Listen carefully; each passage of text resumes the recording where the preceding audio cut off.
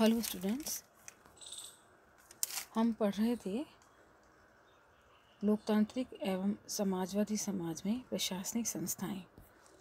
कल हमने पढ़ा था कि लोकतांत्रिक व्यवस्था के क्या लक्षण होते हैं, समाजवादी समाज की क्या विशेषताएं हैं, निर्णय प्रक्रिया को लोकतांत्रिक बनाने के लिए संविधान में क्या क्या व्यवस्थाएं की गई हैं, राजनीति की व्यवस्था करने के लिए क्या क्या अनिवार्यताएं होती हैं। इसी क्रम में आगे चलते हुए अब हम समझेंगे कि भारत में समाजवादी व्यवस्था कैसी है। भारतीय संविधान की प्रस्तावना, मौलिक अधिकार और नीति निर्देशक सिद्धांतों में हमारे समाजवादी विचार दर्शन के सर्वश्रेष्ठ तत्व पाए जाते हैं। हमारे संविधान की प्रस्तावना में सभी नागरिकों के लिए सामाजिक, आर्थिक और राजनीतिक न्याय, विचार, अभिव्यक्ति, विश्वास, धर्म और उपासना की स्वतंत्रता, प्रतिष्ठा और अवसर की समानता की व्यवस्था की गई है। प्रस्तावना में न्याय को स्वतंत्रता और समानता से भी ऊपर रखा गया है। न्याय की भावना के मूल स्वर हैं कि समाज के विभिन्न वर्गों और व्यक्तियों के हितों का सामंजस्य हो, उन सबका समान अभ्युदय हो, यानी कि अधिकतम संख्या का अधिकतम हित ही नहीं वरन सबका अधिकतम हित होना चाहिए। मानव मात्र का अधिकतम हित ही सर्वोदय है। भारतीय संविधान में यही न्याय का आदर्श है। संविधान के चौथे भाग अनुच्छेद 38 में इस आदर्श का उल्लेख किया गया है और ये कहा गया है कि राज्य का ये कर्तव्य होगा कि वह एक ऐसी सामाजिक व्यवस्था स्थापित करने का प्रयास करे जिसमें सामाजिक, आर्थिक और राजनीतिक न्याय सभी को मिल सके, राष्ट्रीय जीवन की सभी संस्थाओं को अनुप्राणित कर सके और लोक कल्याण की उन्नति का पथ प्रशस्त कर सके। इसके लिए एक शब्द का प्रयोग किया गया है, सामाजिक न्याय। तो सामाजिक न्याय क्या है, यह जानने का हम प्रयास करेंगे। सामाजिक न्याय का अभिप्राय है कि मनुष्य के बीच सामाजिक स्थिति के आधार पर किसी भी प्रकार का भेद नहीं होना चाहिए, अर्थात प्रत्येक व्यक्ति को अपनी शक्तियों के समुचित विकास का समान अवसर मिलना चाहिए। किसी भी रूप में कोई भी व्यक्ति किसी का शोषण ना करे, उसके व्यक्तित्व को एक पवित्र सामाजिक विभूति माना जाए। इसका अर्थ यह है कि मानव जो है वो साधन नहीं है, वो साध्य है। संविधान के तीसरे और चौथे भाग में सामाजिक न्याय की सिद्धि के लिए भी विविध उपायों का उल्लेख किया गया है। अनुच्छेद 14 के अनुसार कानून के समक्ष सबको संरक्षण प्राप्त है। अनुच्छेद 15 मूल वंश, जाति, लिंग तथा जन्म स्थान के आधार पर कोई भेद नहीं करता है। अनुच्छेद 16 के द्वारा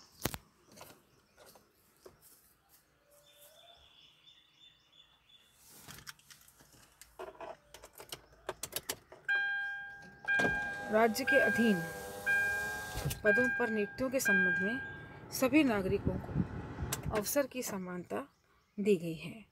अनुच्छेद 23 के द्वारा श्रम और बेगार का अंत, जो जबरदस्ती श्रम कराया जाता है, उस बेगार का अंत कर दिया गया है। अनुच्छेद 41 में कहा गया है कि राज्य अपने आर्थिक सामर्थ्य और विकास की सीमाओं के भीतर काम पाने, शिक्षा पाने, बीमारी, बुढ़ापा आदि अभाव की दशाओं में सार्वजनिक सहायता प्राप्त करने का प्रयास करेगा। अनुच्छेद 42 में संविधान में राज्य को निर्देश दिया है कि वह काम की यथोचित और मनवांछित दशाओं को सुनिश्चित करने के लिए सहायता करेगा। अनुच्छेद 43 श्रमिकों की निर्वाह मजदूरी का प्रबंध। अनुच्छेद 45 बालकों के लिए निःशुल्क और अनिवार्य शिक्षा का प्रबंध। अनुच्छेद 46 अनुसूचित जाति और जनजाति के हितों की उन्नति। और अनुच्छेद 47 आहार, पुष्टि और जीवन स्तर को ऊंचा करने के अर्थात सार्वजनिक स्वास्थ्य में सुधार लाने का राज्य के कर्तव्य की गणना करता है। ये ऐसे मूल सिद्धांत हैं जिनका पालन भारत में सामाजिक न्याय को पुष्टि देता है। आर्थिक न्याय। आज के युग में आर्थिक न्याय के अभाव में सामाजिक न्याय की कल्पना करना बेमानी है। यह आर्थिक न्याय का अभिप्राय धन संपदा के आधार पर व्यक्ति व्यक्ति के बीच को दीवार खड़ी नहीं की जा सकती। एक मनुष्य को दूसरे मनुष्य का, एक वर्ग को दूसरे वर्ग का शोषण करने का कोई अधिकार नहीं है। अनुच्छेद 39 में कहा गया है कि राज्य अपनी नीति का संचालन ऐसे करेगा जिसमें समान रूप से सभी नर नारियों को आजीविका का पर्याप्त साधन प्राप्त हो सकेगा। भारत की विभिन्न पंचवर्षीय योजनाएं में आर्थिक न्याय की स्थापना की कोशिश की गई है। समाजवादी ढंग का समाज, लोक कल्याणकारी राज्य, मिश्रित अर्थव्यवस्था जैसे शब्द में व्यक्त होता है कि आर्थिक न्याय की व्यवस्था राज्य के द्वारा की गई है। इसके बाद हम करेंगे लोकतांत्रिक समाजवादी समाज में प्रशासनिक संस्थाएं, अर्थात हमारे संविधान में कौन कौन सी ऐसी संस्थाएं हैं जो मंत्रिपरिषद, संसद और न्यायपालिका के आधार पर, संविधान के आधार पर कार्य करती हैं। भारतीय संविधान में न केवल राष्ट्रपति, मंत्रिपरिषद, संसद और न्यायपालिका का प्रावधान किया गया है, अपितु देश के प्रशासन को संचालन करने के लिए भी प्रशासनिक संस्थाओं और सेवाओं का प्रावधान किया गया है। इनमें से कुछ इस प्रकार हैं। अखिल भारतीय सेवाएं, अर्थात प्रशासनिक सेवा और भारतीय पुलिस सेवा जैसी अखिल भारतीय सेवाओं का प्रावधान संविधान में किया गया है। ये सेवाएं केंद्र और राज्यों के लिए साझा सेवाएं हैं। अनुच्छेद 312 संसद को विधि द्वारा संघ और राज्यों के लिए सम्मिलित एक या अधिक अखिल भारतीय सेवाओं के सृजन की शक्ति प्रदान करता है।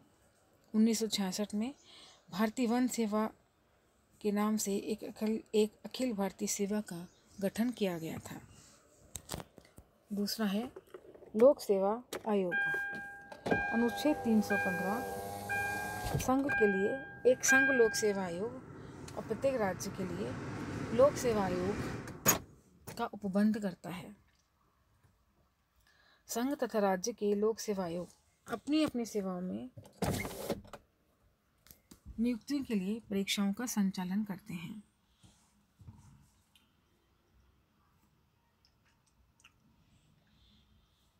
फिर आता है प्रशासनिक अधिकरण। अनुच्छेद 323 क के अधीन संसद को विधि के द्वारा संघ और राज्य के लोक सेवकों की सेवा शर्तों से संबंधित विवादों के निपटारे के लिए प्रशासनिक अधिकरणों की स्थापना करने की शक्ति प्रदान की गई है। इसके अधीन प्रशासनिक अधिकरण अधिनियम 1985 को केंद्रीय प्रशासनिक अधिकरण की स्थापना की गई, जो केंद्र सरकार के कर्मचारियों को उनकी सेवा से संबंधित मामलों में शीघ्र और सस्ता न्याय उपलब्ध करवा सके। स्वायत्तता प्राप्त आयोग। संविधान में अनेक स्वायत्तता प्राप्त आयोगों का प्रावधान किया गया है, जैसे निर्वाचन के लिए अधीक्षण, निदेशन और नियंत्रण के लिए निर्वाचन आयोग, जो कि जिसका अनुच्छेद 324 है। अनुच्छेद 280 के अनुसार केंद्र और राज्यों के बीच करों के बंटवारे के सिद्धांत को तय करने के लिए वित्त आयोग और राजभाषा के संबंध में आयोग, जिसका अनुच्छेद 344 है, का प्रावधान किया गया है। इसके अतिरिक्त राष्ट्रीय अनुसूचित जाति, अनुसूचित जनजाति आयोग, राष्ट्रीय अल्पसंख्यक आयोग और राष्ट्रीय महिला आयोग का भी गठन किया गया है। योजना आयोग। भारत के संकल्प के तहत मार्च 1950 में योजना आयोग का गठन किया गया था, जो कि केंद्रीय मंत्रालय और राज्य सरकारों के परामर्श करके वार्षिक योजनाएं और पंचवर्षीय योजनाओं का निर्माण करता है। लेकिन इसे अब ये आयोग नहीं है, अब इसकी जगह पर नीति आयोग का गठन किया गया है। अब हम करेंगे लोकतांत्रिक समाजवादी समाज में प्रशासनिक संस्थाओं की क्या भूमिका है।